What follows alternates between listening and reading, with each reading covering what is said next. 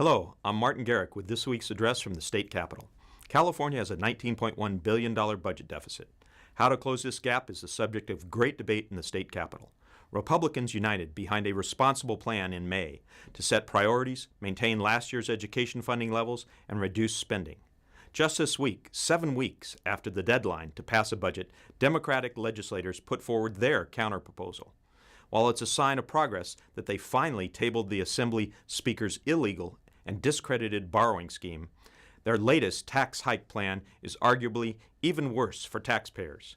Democrats are proposing a massive middle-class tax hike that will hurt seniors, renters, and working Californians the most. They want to raise $8.7 billion in new income taxes by taking an additional 1% from all taxpayers except those in the top bracket.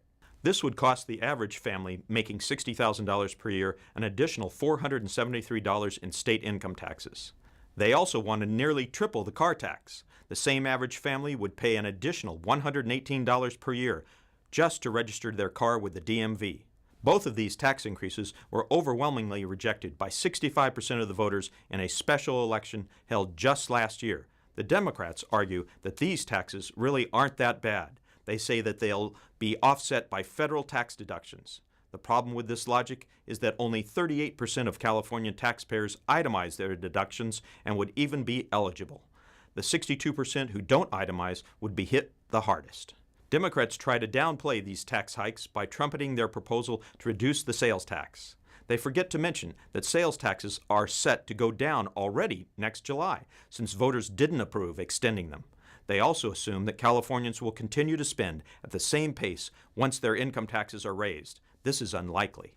If these new taxes aren't enough, they also plan to raise billions in taxes on oil and job creators. This is in spite of the fact that we have the highest gas tax per gallon in the nation, and small business and job creators continue to leave the state. Fortunately for taxpayers, these tax hikes are a non-starter.